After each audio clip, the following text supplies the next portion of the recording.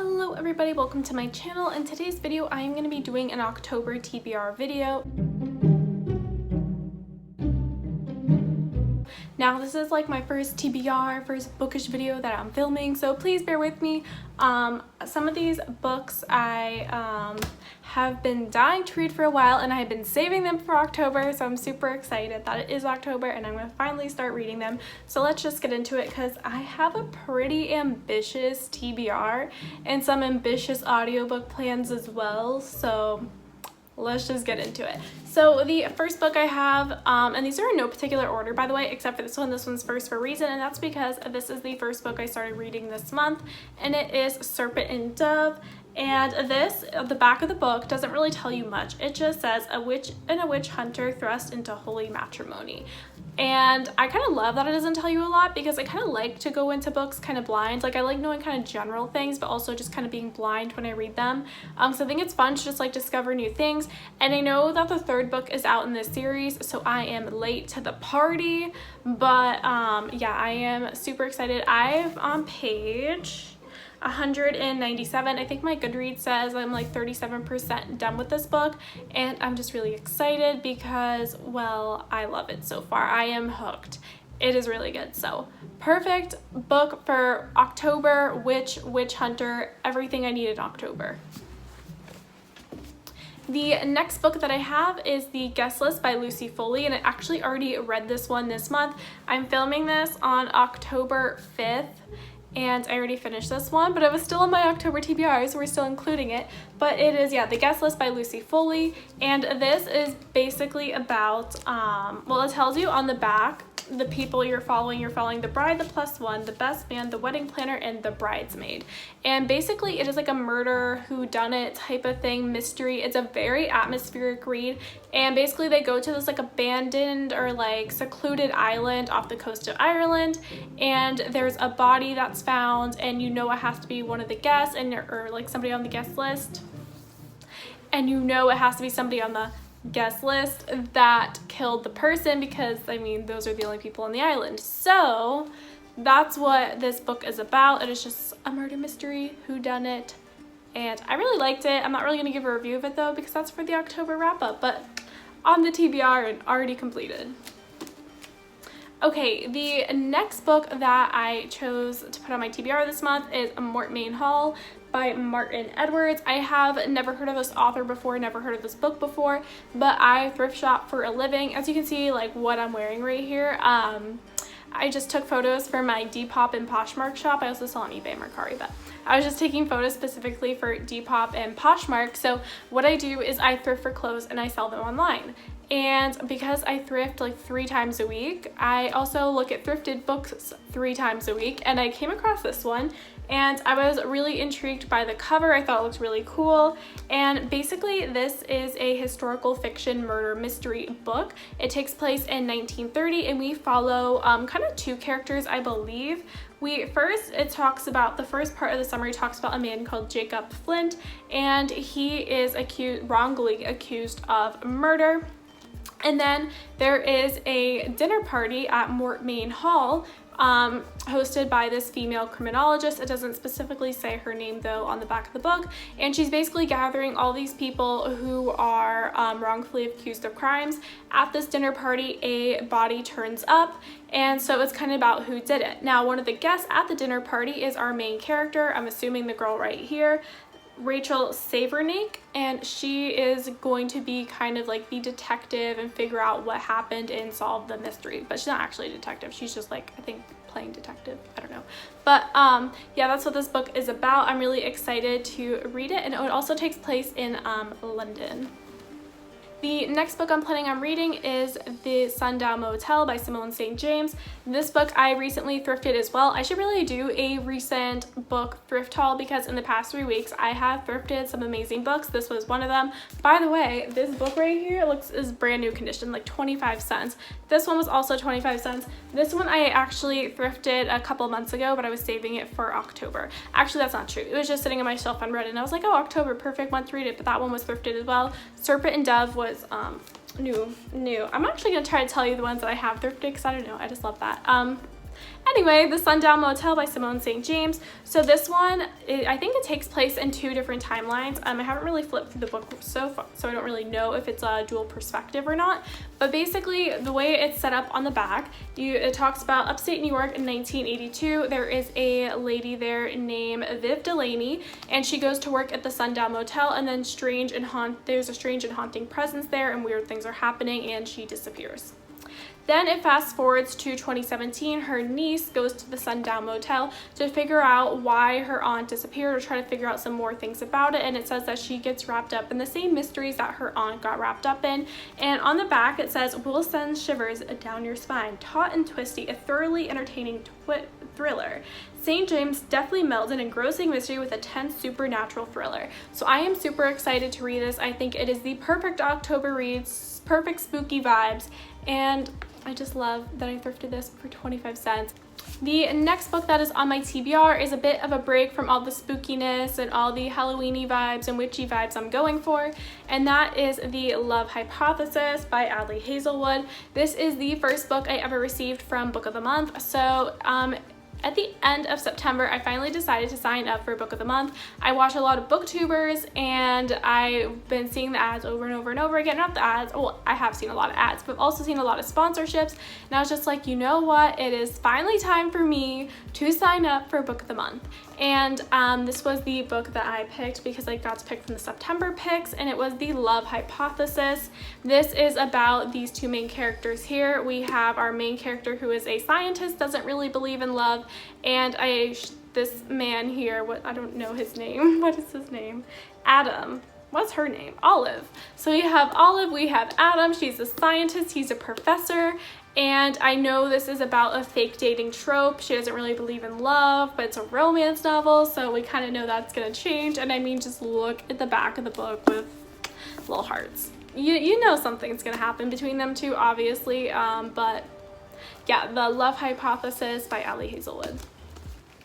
The next book I'm planning on reading is Truly Devious by Maureen Johnson. So there's a long explanation for what this is about on the back. This has been out for a while. It's been all over BookTube. So I'm sure if you've wanted to read it, you've read it by now, or you have an idea of what it's about. But basically, there's like riddles, it's murder mystery, and I think it was Haley in Bookland. She was like, oh, if you really like the Inheritance games, which I do, I love the Inheritance games. I already read the Hawthorne Legacy, amazing.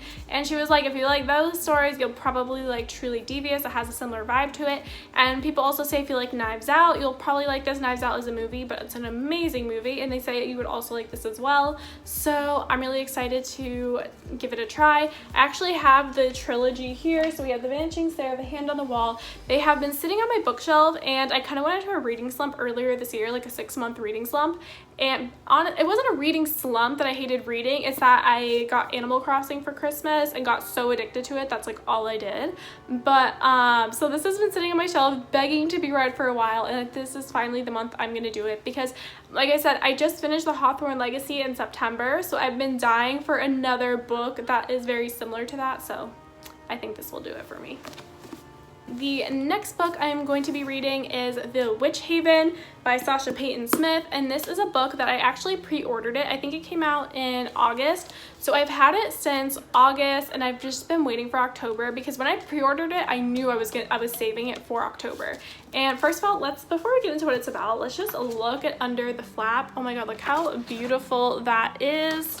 So in this book, we are following our main character, Frances, and in the beginning of the book, or I'm not sure if the beginning of the book takes place, I don't know, I haven't read it yet, but in the beginning of the synopsis, it says she is attacked by a man, and then she kind of blacks out. When she comes back to it, there's a pair of scissors in his neck, and she gets arrested, and she is then sent to a sanitarium, which I think in the back in the day, because this takes place in 1911, back in the day, that's like what they would call like a mental hospital or something. So she goes to a sanitarium, and it turns out it was actually a secret school for witches. But the story doesn't end there. The story at the school, I'm just gonna read the ending of the synopsis because I think it can explain it better than I can. It says, Frances's newfound power attracts the attention of ancient order's dangerous leader who yearns for magical control in Manhattan, and who will stop at nothing to have Frances by his side. Frances must ultimately choose what matters more, justice for her murdered brother and her growing feelings for Finn, or the safety of her city and fellow witches? What price would she pay for power? And what if the truth is more terrible than she ever imagined? And then the tagline for the book at the top says, well-behaved witches seldom make history. So it just sounds like a really fun book, and I'm really excited to read it. And yeah, there's that. The next book I have on my TBR is We Were Liars by E. Lockhart. This is a book that I've been wanting to read for a while, but it has pretty mixed reviews. But from what I gather, Book Talk is like really like hyping this book up, and this came out in 2014, and all the booktubers are like, no, I don't really think it was that great, but the book talkers are like, yes, it's amazing. So I did not want to spend money on this book because I was like, you know what, I really want to read it, but like to go buy a book from Barnes & Noble, like that's expensive. And I was like, you know what, let me just wait, I'll probably thrift it.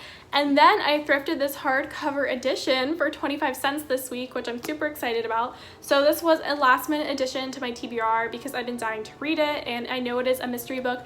I mean, it doesn't really give you like too much information on what it is about, but basically what I gather, it is about 4 friends, like a private island, rich people island, I don't know, and there's a mystery. It's pretty short, to be honest. I could probably binge this in a day, and I might do just that. I don't know too much of what it is about, but I kind of want to keep it that way. Like I said, I kind of like to go into books blind sometimes, so there's this one. The next book that I have on my TBR is I Killed Zoe Spanos, hopefully I don't know how to pronounce that, but it's by the author Kit Frick, and look at the sprayed edges. Obviously she's like laying in a pool, so I'm assuming that's how her body is found, but look at this.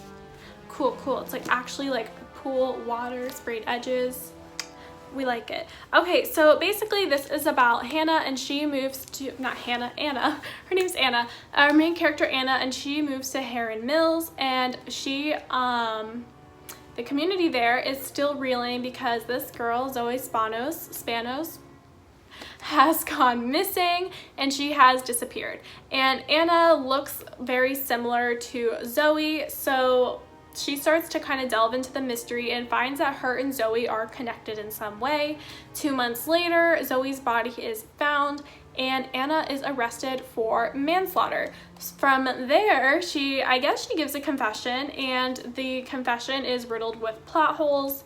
And there is a true crime podcast that has been following the story and don't believe that Anna has killed Zoe. So the ending of the synopsis was like, can the podcast like prove that Anna didn't kill Zoe?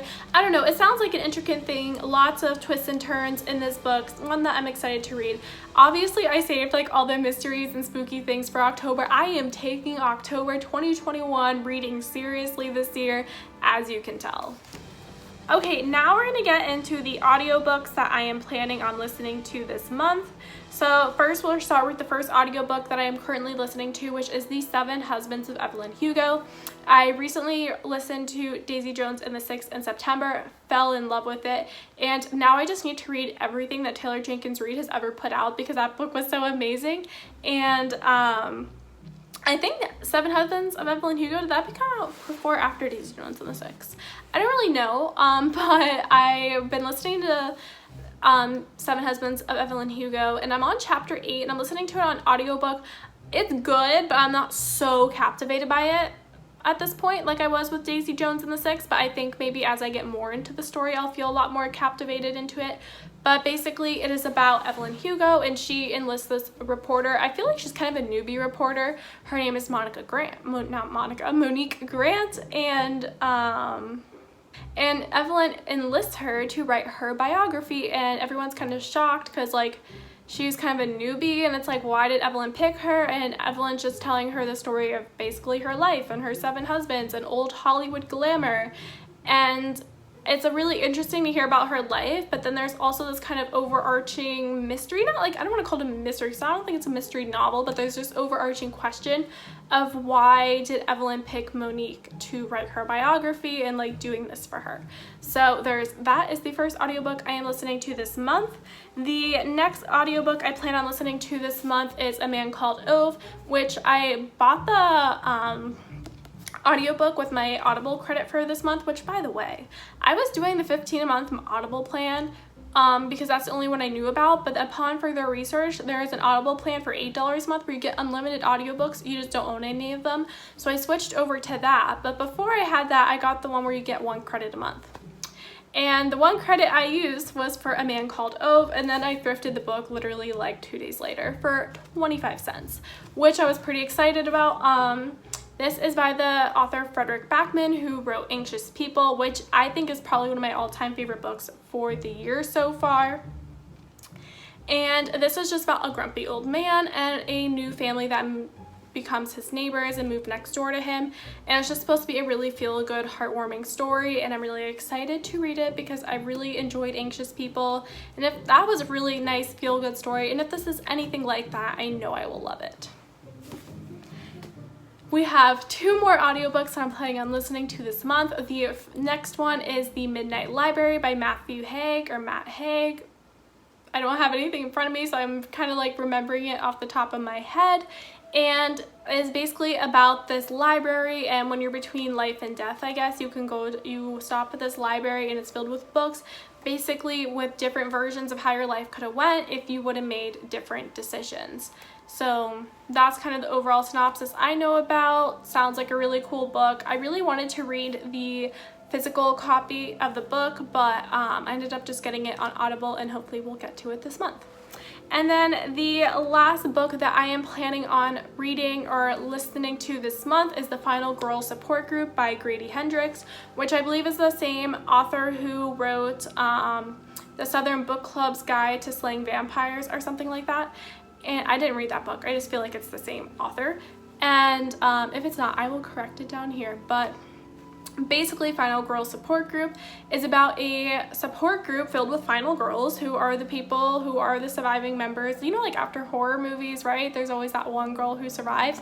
So it's basically a group of survivors, final girls, and somebody discovers their support group, and well, a killer discovers their support group and starts killing off the members one by one, and it's just kind of like a thriller horror mystery novel. So that is the last book I am planning on listening to reading this month. I hope you guys enjoyed this video. Consider subscribing down below for more book content. I really want to film a thrifted book haul because I definitely have thrifted a lot of great books recently. And then at the end of the month, I'll be doing the October wrap up, maybe some books, or not some books, but some videos in between. But thank you guys so much for watching if you made it to this point, and I will see you guys in the next one. Bye!